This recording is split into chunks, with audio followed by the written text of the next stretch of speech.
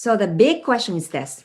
Why well-being conscious women just like us who want to live healthy and happy life are constantly feeling vulnerable, like, what if I get attacked? And so many people who teach self-defense are tough men or martial artists who don't seem to understand what women really go through every day. How can we feel safer and be more confident in our personal safety? That is the question, and this channel gives you the answer. My name is Kinko Hamilton, and welcome to Rise Up Against Violence.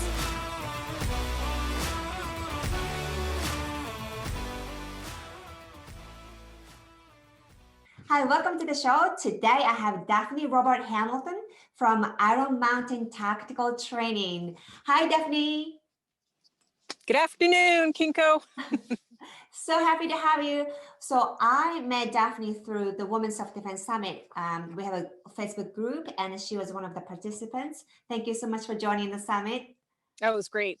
Thank you you to so have. much. Thank you. Yes.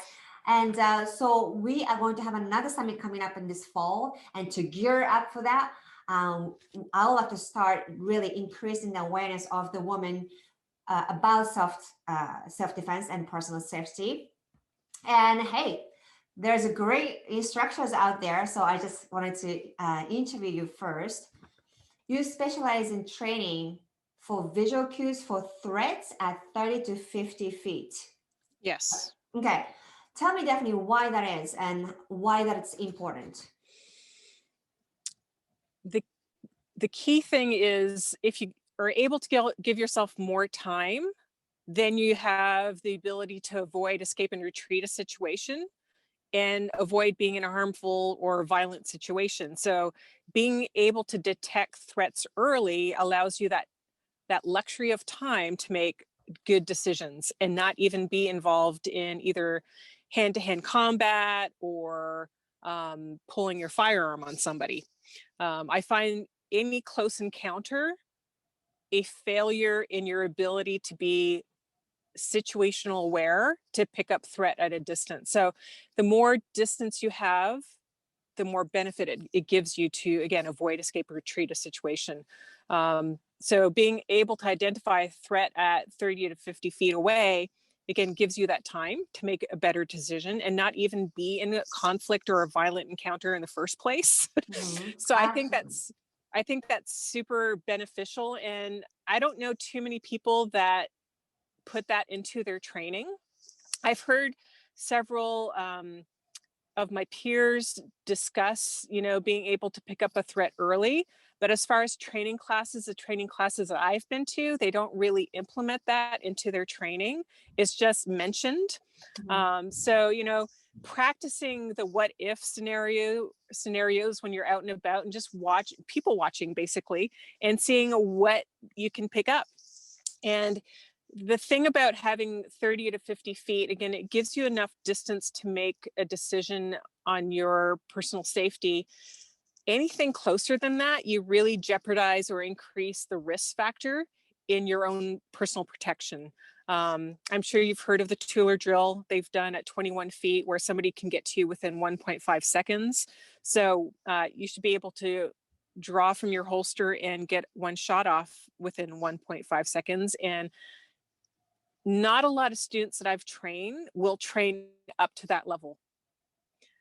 So again, having that distance factor of able to recognizing what's unusual, what's different about a person in a certain environment, any clues that you can get from behavior, dress, environmental context to kind of give you a heads up, I think the better it is. And also following, I think it was John Farnham that said, don't do stupid things with stupid people in stupid places. So that helps as well. Absolutely. I totally agree with you, Daphne. So is that why, how did you get into this self-defense journey? Oh gosh, I think part of it is my personality. And when I was doing some research on my own, some people have a warrior gene and some people don't. And taking training classes in either, so I did Taekwondo for a while and sparring, and I took an edge weapons class and that type of thing. So taking different type of defensive training classes really helps you show what your strong points are, but your weaknesses are. And I don't have any issue at all defending myself. But it's good to know that in a training class. I actually went with a friend of mine to the edge weapons class, and she was a petite lady, originally from Poland. And when it came to defending herself when she was on the ground, because again, most women will end up on the ground, the instructor was saying, use what you can to defend yourself off on the ground. So he was trying to instruct to kick his kneecap off, basically. So kick his legs. And she couldn't bring herself to do it, even though it was a mock scenario and she wasn't using full force. She just couldn't bring herself to act violently. But again, that's good to know what your limits are in a training situation. And if you have that capacity for violence, for self-defense, you need to know that ahead of time. But some of us have that I don't know, grit or that warrior gene, and some of us don't. And those that don't, there's certainly things that you can do, that you can implement to add layers of deterrence around you to create kind of a protective shell if you don't have that ability to be violent. Very interesting. So warrior gene you're referring, that is to be violent? It has, well, violence comes into play, especially for self-protection. During the Women's Self-Defense Summit, a lot of what I heard over and over again is that you have to be explosive and violent, and it has to be quick, and all of that is so that you can escape and run away. You're not in a sparring match like in Taekwondo where it takes 3 to 5 minutes and you're sweating. No, self-defense is explosive violence, and you have to be able to know that you're able to do that to protect yourself. And some people don't have that capacity. So Daphne, how do you know if this audience, so let's say I'm watching your interview, right? Do I have warrior gene? How do I know that? How do I find out? Again, a lot of it has to being put in a situation where it's out of context for you, where it's out of your comfort zone. So again, taking a class, either a women's self-defense class, just getting exposed to something that is not normal for you, so you can kind of say, oh wow, that's really beyond what I can do. And actually participating is good as well. But I even know some ladies that can only watch a class and not participate, which is fine. But again, you have to know what you're able to do. And it might be kind of a slow integration process for you in baby steps. And you do have to kind of get out of your comfort zone a little bit. But again, the only way you'll know for sure is to put yourself in some type of situation. You won't know that just by your everyday living. Very good point. I totally agree with you. And I love Taekwondo. It's such a great sport. High kick. Why I studied martial arts is the, I don't know if you know, what's his name? Shoot. Mirko Krokop from Croatia. The high left kick, right? And Taekwondo is the kind of same thing. I love that high kick. But but we don't really use those high kicks in self-defense, do we? Right. No, we don't. And a lot of it's because what we see. So we tend to use our fists more and that type of thing. But again, I try to avoid hand-to-hand combat. I don't want to be put in that situation whatsoever, because being hit isn't a fun thing. So I'd rather, again, prevent all that by being situational aware and being, it's a skill. You have to learn observation skills to know subtle changes, be able to read a person's behavior, their dress, and what it's like in that environmental context. It takes training to observe that. Absolutely. So Daphne, you mentioned that you need to increase situational awareness, notice subtle changes and stuff like that. That is, yes, absolutely. That's so important. What do you think the top elements that women need to work on in order for us to really walk street freely, with confidence, and really deal with or overcome what if I get attacked fear? So part of that is knowing the environments you're in, and you might have to do a little area intelligence of, what is your daily routines? Where do you go on a daily basis? What's what's your routine? And I would do some area intelligence to find out what criminals, what crimes happen in the area. Because I know that when I'm in different environments, my situational awareness bubble or color code changes. So if you know you're going to be, for example, when I worked in real estate and I had to wash my car a lot, so I went to the car wash. So I'd go to the car wash, get my car wash, and just drive away. Except for one day, I decided to go through the car wash, stop to vacuum out my car. And I knew that area wasn't a great area. I knew there was a lot of transients and a lot of drug addicts. So knowing that elevated my awareness, where my head, I mean, was on a swivel and I was looking around just to make sure. And as I started vacuuming, I saw a transient. He was a good 70 feet away. Mm. We made eye contact and he started making a beeline straight to my direction. Mm. And before he got to 30 feet, I started using my body language with my hand out saying, no, stay away. And I looked right at him, direct eye contact, body language. And at that point, an attendant from the service I was at saw what was going on, ran out, grabbed the guy and moved him off the property. Mm. So that's an example of, knowing the areas you're in, so you know if you should be a little more relaxed or if you should keep your eyes up and your head on a swivel so that you aren't surprised by something. So that's important. Super important. Absolutely. So why do you think, Daphne, what can we do right now to start elevating our confidence? You mentioned that situational awareness is important. So what can we do right now to, besides watching people watching, and start thinking about your mind, what you're going to do, what exactly would you recommend for us to start with? So confidence comes with competence, and competence comes with practice. So again, it's just going to where you would normally go, the areas that you frequent, and just start watching and looking for anything unusual. I've heard that grocery stores, guys are now trying to pick up women in grocery stores. Whoa. Yeah.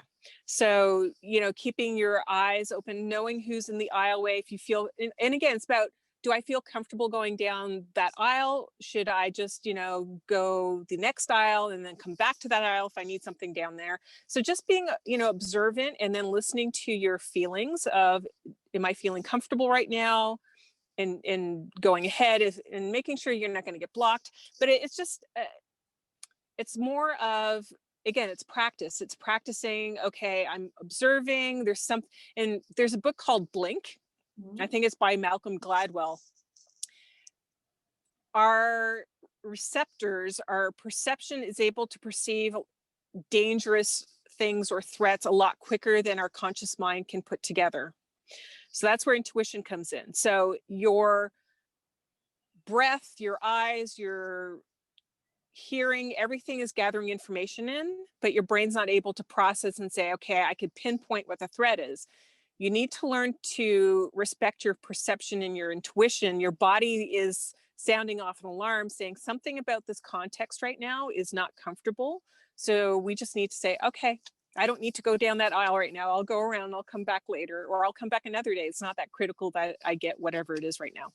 So just practicing those things in the areas that you go to, Home Depot, any big stores that you go to where there's more people, even though right now we're in a COVID situation where we have a little more space between people, which is kind of good for safety, but it's just a matter of, again, just practicing in daily life and just saying, okay, what decisions should I make? Am I feeling comfortable? What am I observing? That type of thing. So Daphne, what are you doing right now, or what do you do every day to increase your intuition or be more susceptible to your intuition? Oh gosh, that's a good question. In our culture, we've really suppressed our intuition a lot by our polite culture. So, that's a tough thing. I think it's really about being comfortable with yourself and listening to yourself. And I think that's just something, either yoga, meditation, just something where you could quiet yourself down and not be bombarded by stimulus all day long. You have to have some quiet time. and just get grounded and in tune with yourself so that you start listening to what your body is telling you.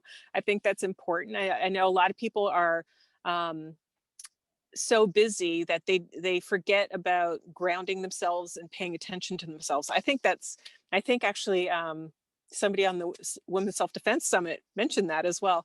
I think that it's something that, again, takes practice, about learning to be listening to what your body's telling you and not be distracted by everything else that's going on.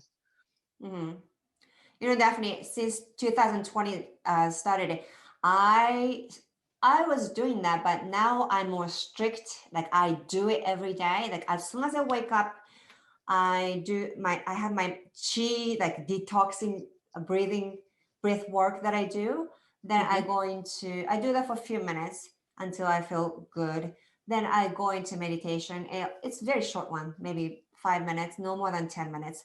Then I have a bike downstairs. So I ride a bike for like 30 minutes, right? And before breakfast, and I drink lots of water.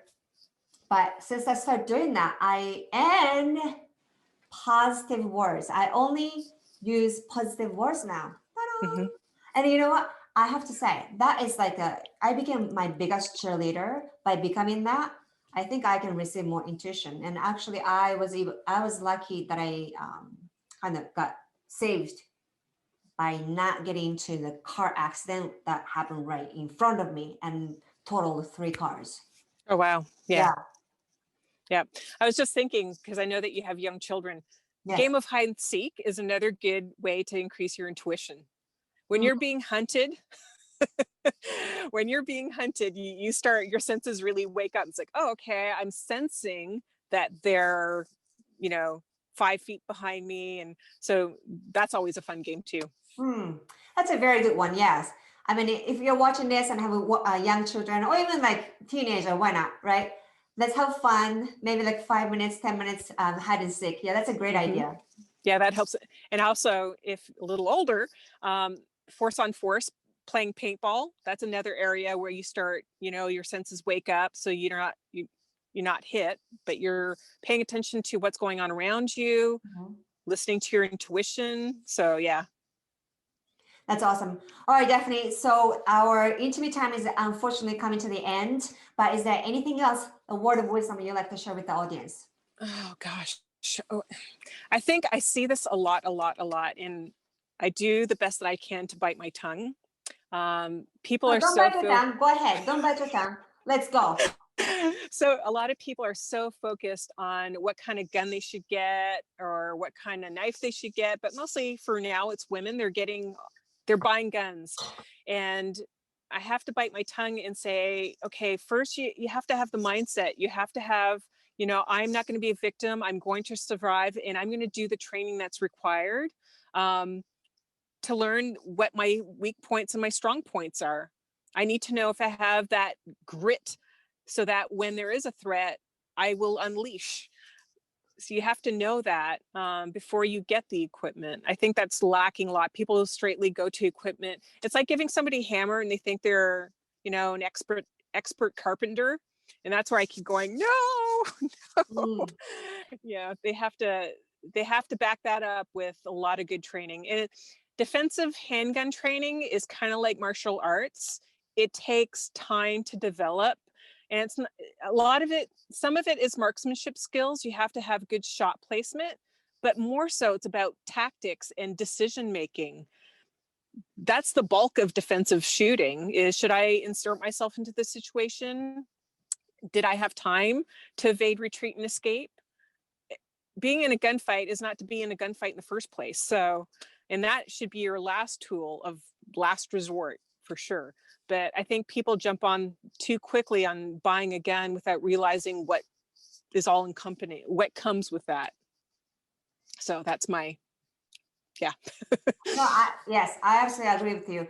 I do knife training, I do all that, and I'm just looking at all those, YouTube videos and that, and people doing those gun defense, knife defense. I'm like, oh my God, you really never had to deal with those things. But anyways, that's why I wanted to start this channel, to really bring you only the practical, effective, and realistic defensive system or styles or tools that you can use every day in your life to elevate your self-confidence through self-defense. So Daphne Robert-Hamilton, thank you so much for joining me.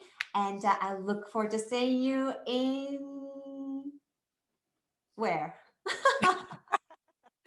All right. So I have a Facebook page called I Am Tactical. And I have my website, which is iam-tactical.com.